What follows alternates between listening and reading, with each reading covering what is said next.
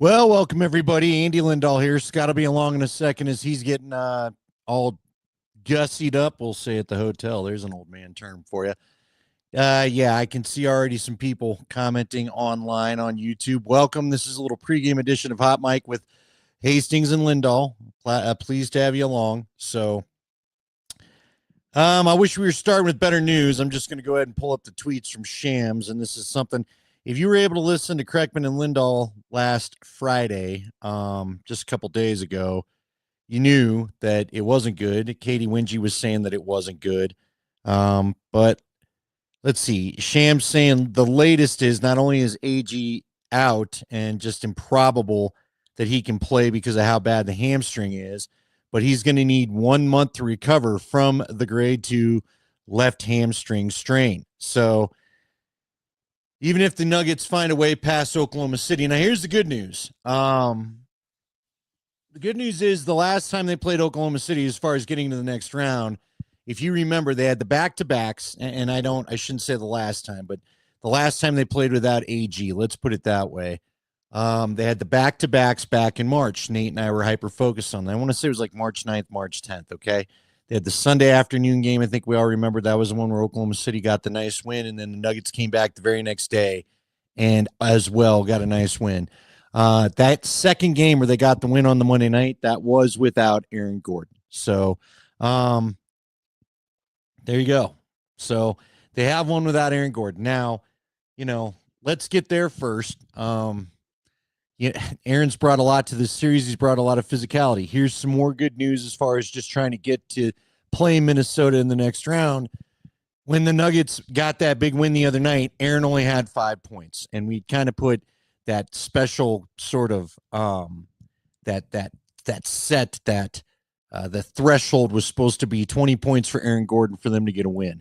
So they were able to get a couple wins without him playing, not at his best, and so I don't know. I'm looking for hope here right now. I don't love the matchup today without Gordon. I don't, but you know what? I said this on the podcast, and I said this on Friday. Are we by chance in the middle of watching Nikola Jokic author his most special push to date, his most special accomplishment in his storied career? Is he just going to find a way to will this team not only to the Western Conference Finals, but possibly to another NBA championship round? I don't know.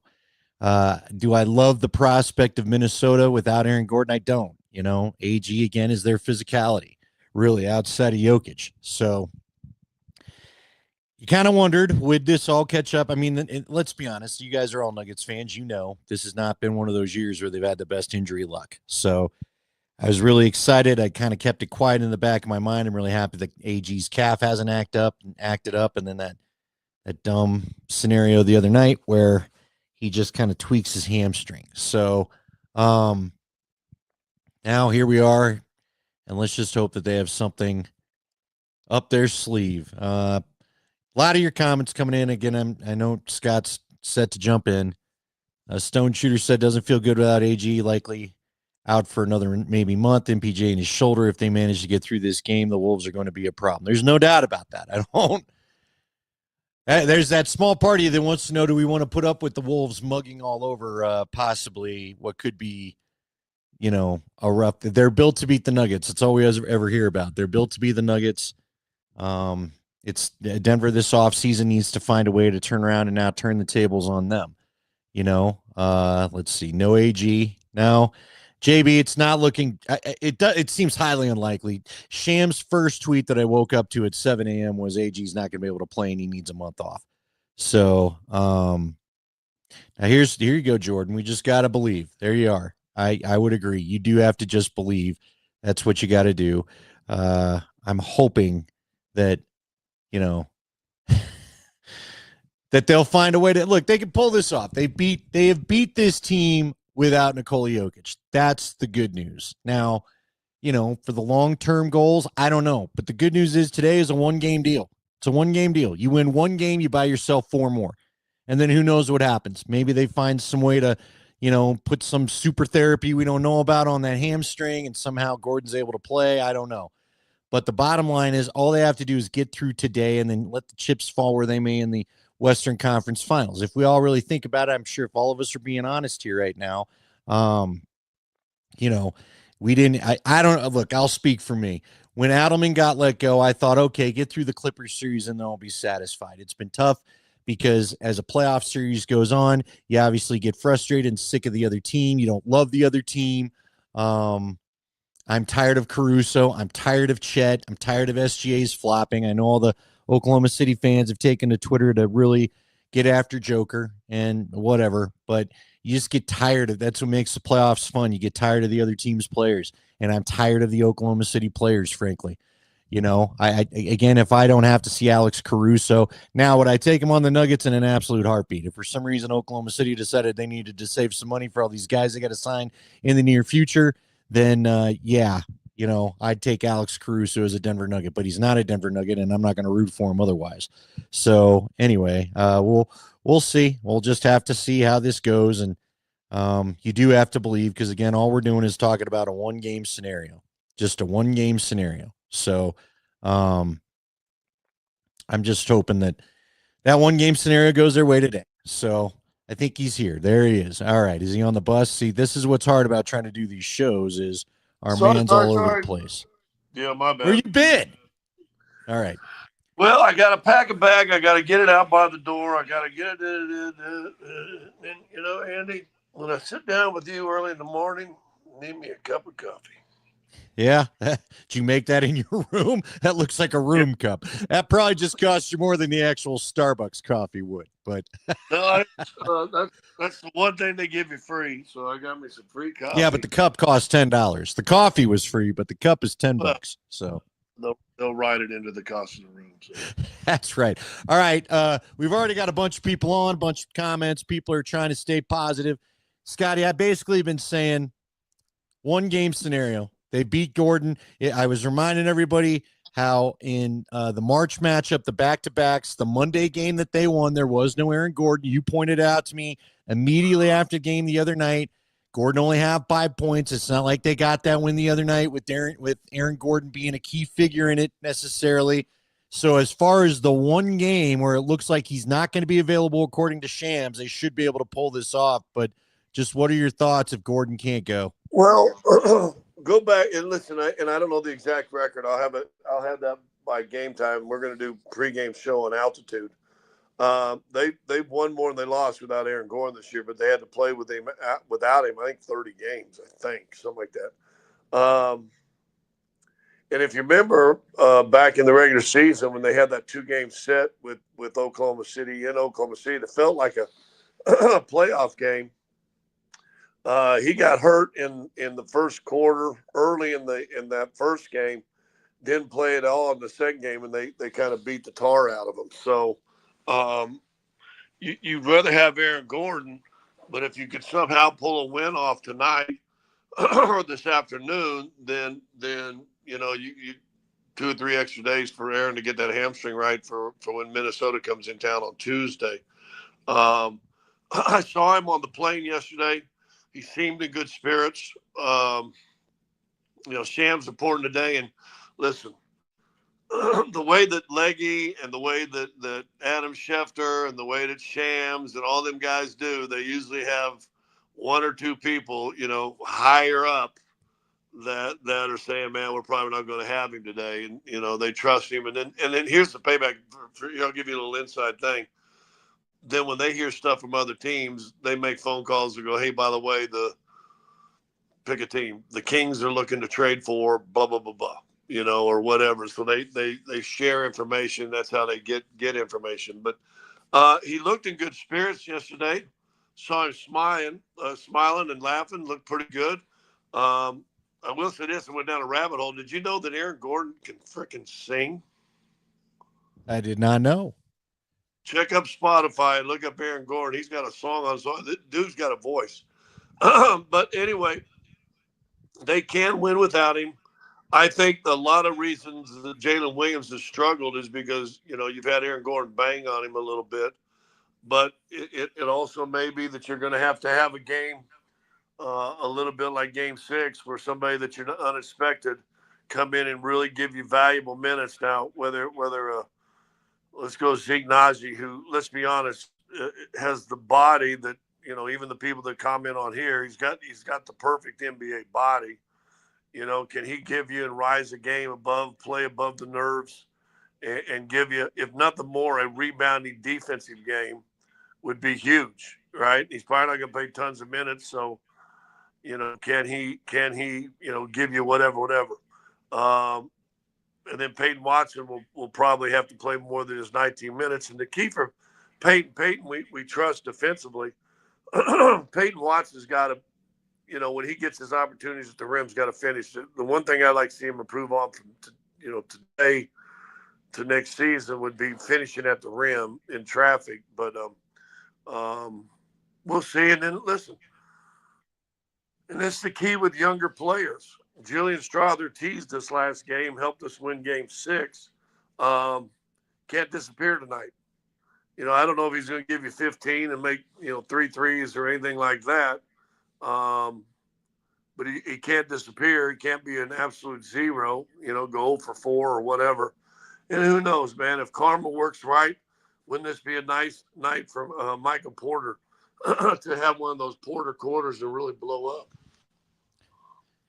Well, the 3 ball is something that could help you oversee everything. If Strother could hit his, if MPJ can hit his, just keep the space open for Joker in the middle. Maybe, hey, we still haven't had that the iconic, the legendary type game from Jamal. He was good last game, but we haven't had that game 5 versus the Clippers, Jamal Murray, where he's feeling everything and he's just messing with his defender and using all the shakes and shooting over everybody and hitting the fadeaway and all that. So it wouldn't be so bad if we could find a way to get that going today too. All right. Well, so much talk about the rotation. Berto said it after game 1, following your show, I believe, that, listen, Jamal Murray's going to win you one game. Well, here you go. Well, he's due. We're down. We're down to one game. And listen, I thought the key to Jamal Murray in that last game, he came in sick, and he always plays, or he has always played well when he's been under the weather. But I think it's because he's more under control. The ball's not sticking in his hands. I think Murray can kind of, even if you go look at the one game where he had 10 of 28 or 10 of 27 had 28 points. I think the ball sticks in his hand. He's trying to do too much one-on-one. He's a good one-on-one player, but he's not Shai Gilgeous-Alexander. Shai plays one-on-one, and the defender's on his hip all the time. He's that good. So it'll be interesting. Listen, Gordon doesn't play today. Has anything, and you and I have talked about it, Andy, has anything been easy for this team this year? No. That's why I asked you. I said it to open the show. I said it to you the other day. Are we witnessing Nikola Jokic's greatest work and we just don't know it yet? I hope so. I hope so. Well, because frankly, Scotty, it's ridiculous that they're in a game 7 against Oklahoma City. There's a team that fired its coach, fired its GM, and let's be honest, I have to tell you, you've been around it, had a little bit of bad juju going on, and now all of a sudden here they are playing everybody. They're just street fighting everyone, possibly on their way to the Western Conference Finals. One game away from it. There was a quote, and I don't remember the year, 17 or whatever it was, but when the Cleveland Cavaliers won their one NBA championship, and they were down in that series. They might have been down 3-1, but they were down in that series, came back and forced a game 7 in Golden State for the NBA title. And I don't remember if it was Jalen Rose on ESPN or, Chauncey might have even been jumping in and doing some TV work at ESPN at that time. But one of those guys said, and I thought, I think it's appropriate now, and hope to give you a little hope. You don't want to get in a one-game series when the other team has the best player in the world. And they were talking at that time with about LeBron James. Because in a one-game series, the best player in the world can take over. It's not like football. Tom Brady, for all the Super Bowls he won, lost to. And he was the best player, in the world at football. But that gives me hope because I do think, and listen, Shea Gilgis is going to win the MVP, but the best player in the world, and everybody will say that. I don't know how many people I've seen on all the talking head, whether it's podcasts or even live TV, they all kind of are affirming that Shea Gilgis win the MVP, but then they, in the same breath, affirm that Nikola Jokic is the greatest player in the world, which I'm like, does that jive? But whatever. Um, so that's my hope today. You got the best player in the world on your team playing on a game 7.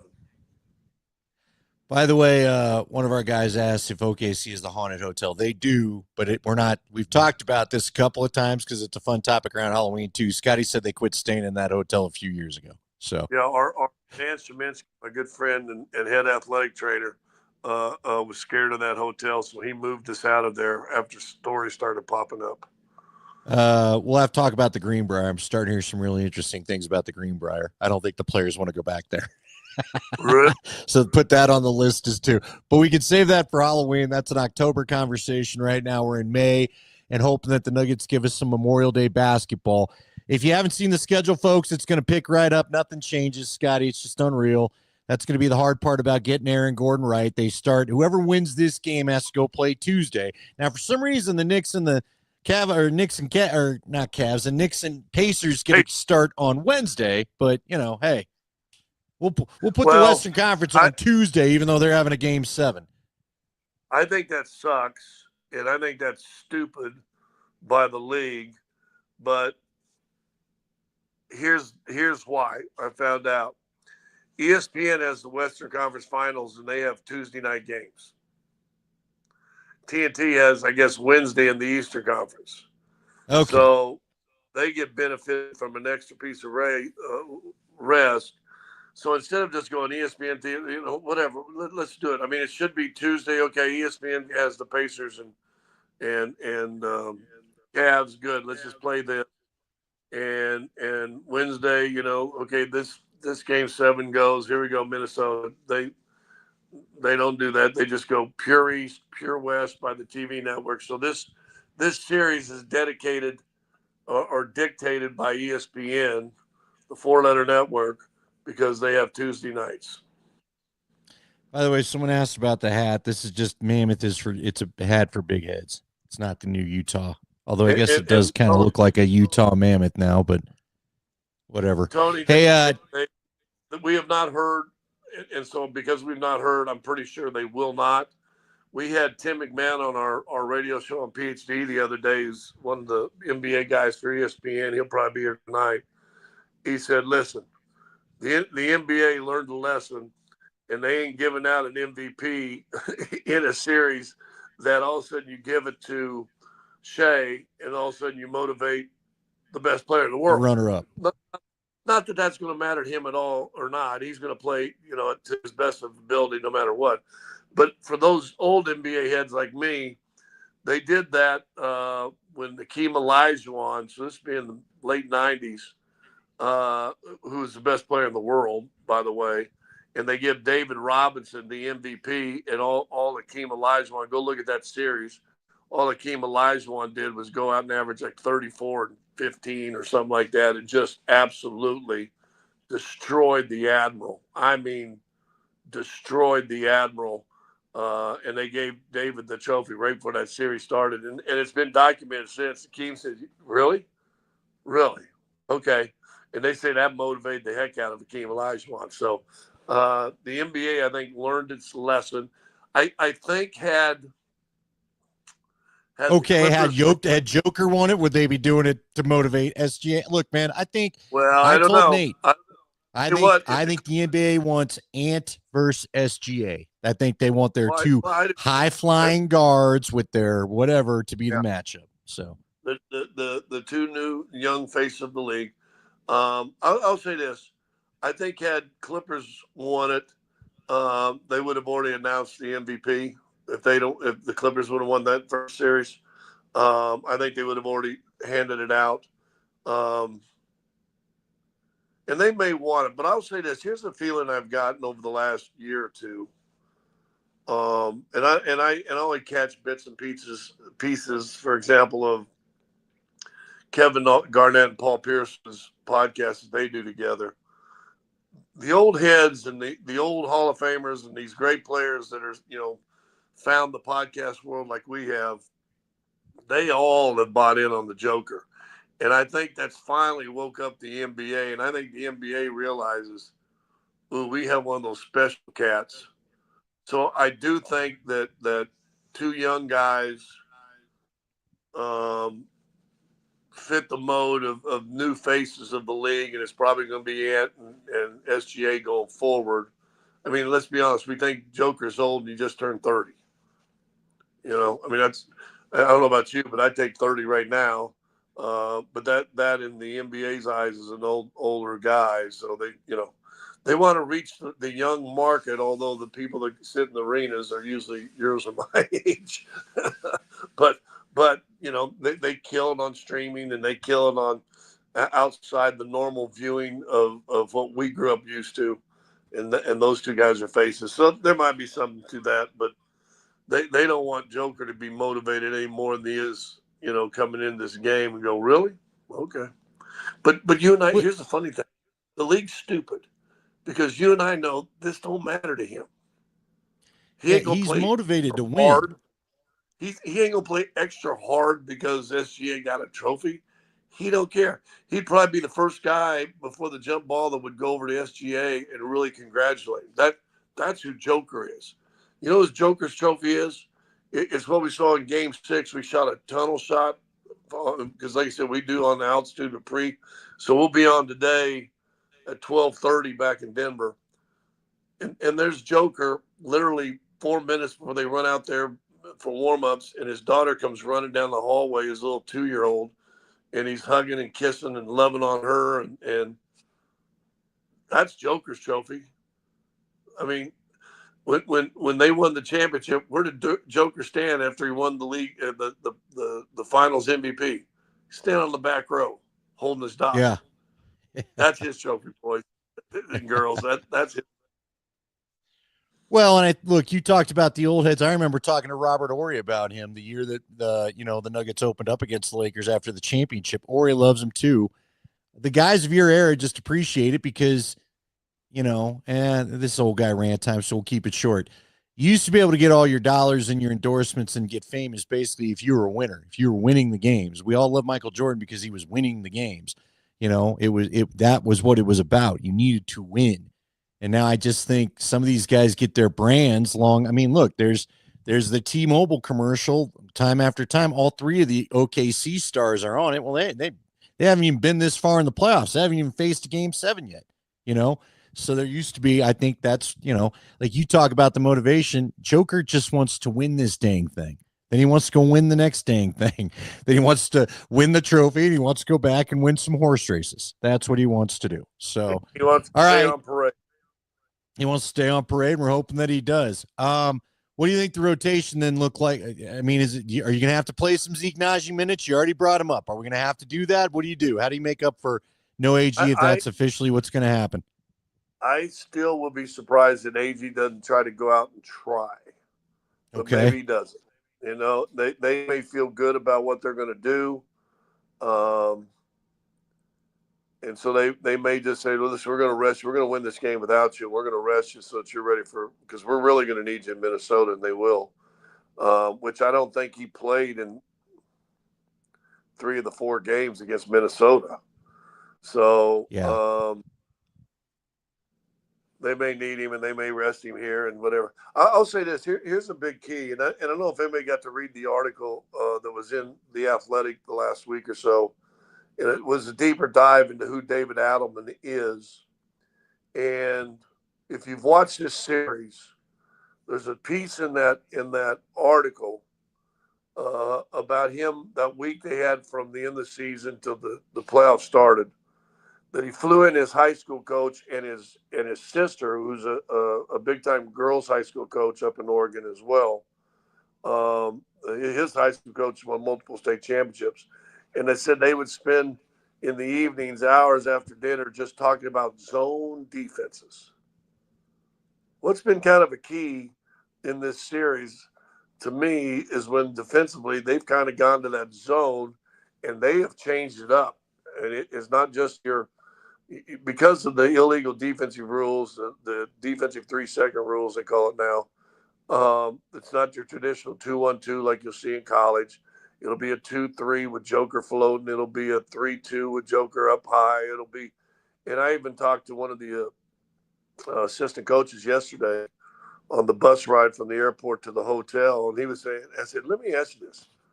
Dude, I was watching the game. As one of the games here, you guys were like in a 1-3-1 type. He goes, yeah, we put that in. And I'm telling you, and I think we might have talked about it on the podcast. I know I talked on the radio show. I've never seen any NBA team institute a 1-3-1 kind of defense. I mean, that's pure high school, college type stuff that you just don't see that. So I hearken seeing a little more zone defense to that article in the Athletic of him sitting down with it. Two high school coaches, right, talking over how to play zone defenses.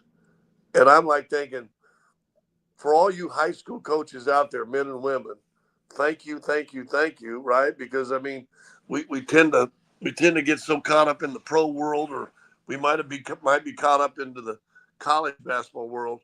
And here's a couple high school coaches, and David was a high school coach at one time in his life too, sitting there breaking down how to incorporate a zone defense under the NBA rules. And I think it's been a factor in this series. And I think you will see a lot of it tonight, especially early, because this is a way to give Joker a little defensive rest on the defensive end instead of hedging out on pick and rolls and coming back down, and now the drop defense. And now he's run. And it's kind of like remember the comment we had with the other guy the other day? You don't want it. You're 7'1", 285-pound center flying out to corners. You don't want that. And in a man defense, you're going to get that once in a while. So I think it was interesting from that article that maybe some inspiration of this zone defenses we've seen more and more of in Denver in this series came from a couple high school coaches. And I think that's just wonderful. Well, hey, look, you go to wherever you need to find something that's going to work, and the zone has worked. All right. There's been a ton of comments in the chat. We got Joel in particular hyping it now, but a lot of people have brought up Scott Foster's ref in this game. So not our favorite name to hear. But what do you think that allows? Are they allowed to be physical, or what are we going to see? I don't know, man. I've seen a lot of game sevens, and they usually float around that 96, 92 game, right? And they let him grind out and play it. Josh Tiven has been a lead official. He's your number 2 guy, and your number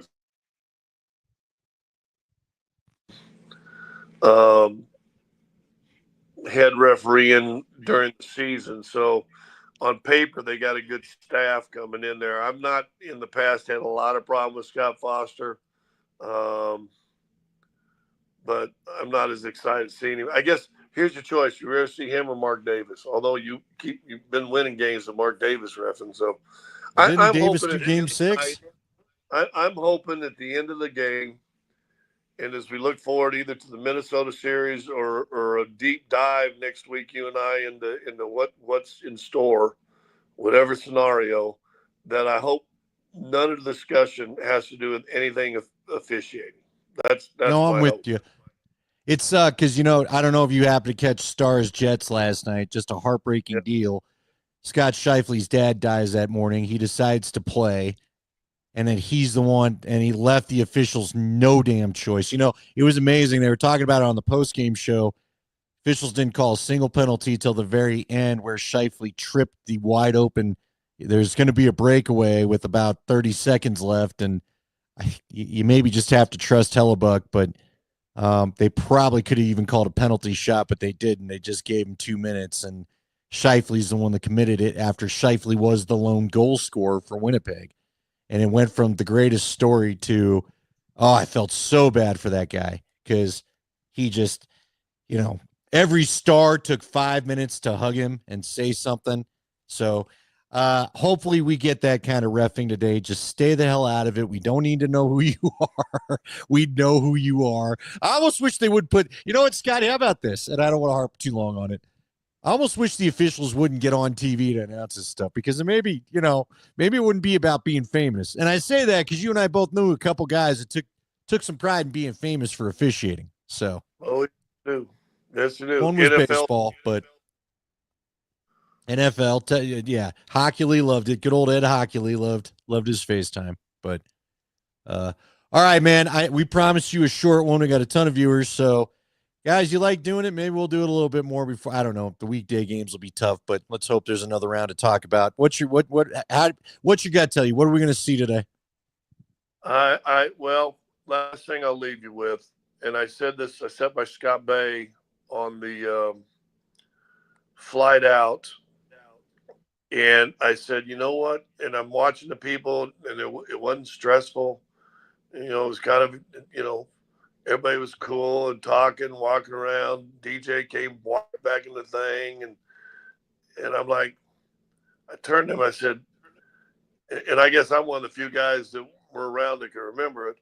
I said, this plane ride out to this game reminds me of 1994.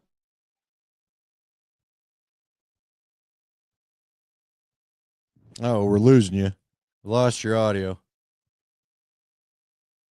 Try that again. You were in the middle of a great point. There it is. There it is. Talk again. Did I? Well, I'm talking. Can you hear me now? Anyway. Yeah, we got you. Okay, we lost ride. your ride at the plane ride out in '94 is where we lost your audio. Pick up from there. And that was where number 8 beat number 1. And it was the same kind of mood. It was a confident, relaxed, stress-free ride out there. Everybody was excited.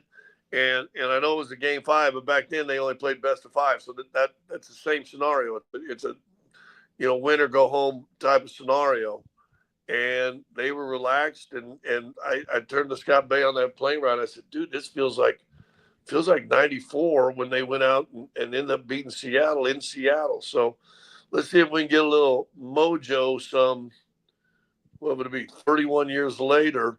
Let's see if we can have some of that same little mojo of Dikembe Mutombo. Let's see if we can get our Nikola Jokic laying on the ground, holding the ball up like that. I was going to say. Let's see if we can get that moment from Nikola Jokic tonight. Get into Lion King, the basketball. That would be great. All right, man. Have a good call today. All right, folks, here's what we got coming up. So Berto's going to be on the YouTube channel with the all-act. It's going to be all of us on the pregame show. We got a watch party going at Stoney's. This is a 1:30 game. Get down to Stoney's, 11th and Lincoln. Great spot, huge bar, a million TVs, tons of places to just watch the game, good food. Get down there. That's the place to be. They want as much of the altitude staff coming out. I'm going to try to make it myself. And we're going to start watching the game there. Then after the game in the paint is Nate Kreckman. So listen to that with Nate Kreckman after. I don't know what's going on with Dan Tanner. So he's going to be filling in there. Then, or maybe he's sitting in with Dan. I'm not quite sure what. Then just know that if the Nuggets win, remember, they've got the home court. They're the 4th seed. Minnesota's the 6th seed. Minnesota's ready to fly. Minnesota's just figuring out where are they flying today or tomorrow. That's all they're doing. Obviously, they go to Oklahoma City being the 1 seed if they win this thing. But if the Nuggets get the big win, game 1 is Tuesday night, which means you need to listen to Altitude. We've been very lucky having some tickets to give away. Not sure we're going to have them with it being the Western Conference Finals, but if any station in town is going to have tickets, it's going to be us. So if this game goes the way we all want it to and Denver's on to face Minnesota, you're listening to us all week, and no matter what, we'll have a breakdown of the season coming up, and Scotty and I will do our thing either Tuesday or Wednesday of this week, depending on what the schedule breaks out as. Have a good call today, my friend. And I'll be on the call because today on 92.5, so make sure you there you go. All right, that's right. Little Scotty action, and if they go to Minnesota, he'll be there just the same. We'll be sitting in your seats. There it is. All right, we'll talk to everybody during the week. Again, look for Berto about 12. Talk to you soon.